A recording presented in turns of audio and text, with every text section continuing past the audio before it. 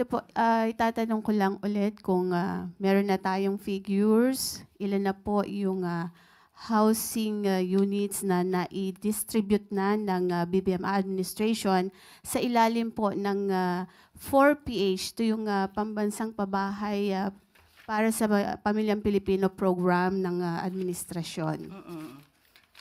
Nakakuha tayo, pero hindi pa po ito kompleto sa ngayon, pero may maibibigay po ako sa inyong datos.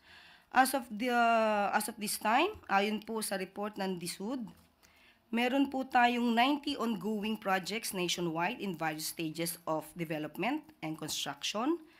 Ang ilan po dito ay nabuo na po, nagawa na po, at ito'y mag-generate ng total of 259,365 housing units. Meron din pong 82 projects currently in pre-production stage at merong 436 pending proposals. At least 8,000 housing units for turnover this year. At meron pa po tayong binanggit sa Davao City noong nakaraan at saka sa San Juan.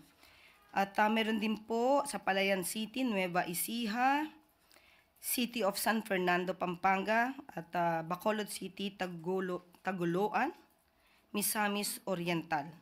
At meron pa pong darating sa Apuab, San Mateo Rizal at Bukawi, Bulacan. So kung meron po tayong estimate, mga ilang milyon po ito? Wala pa po siyang milyon. Sa loob po ng 3 taon sa pwesto ng Pangulong Marcos. Yun po yung sinabi ko at hindi pa ito pa po kompleto. Kasi po ang sabi 1 million per year. So para mabuo yung backlog na 6.5 million housing units po ng Pilipinas.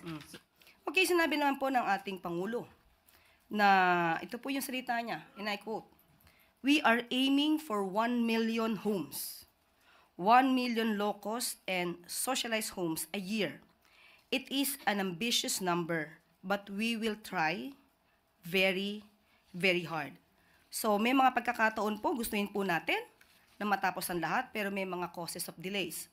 Katulad po ng processing and release of development loans for private contractors, permitting or due diligence process on site suitability and land ownership. Meron din po, nagkakaroon din po ng problema or issue tungkol sa pagpapatayo because it seems that there is longer construction period for vertical housing, at least 10 months average for walk-up.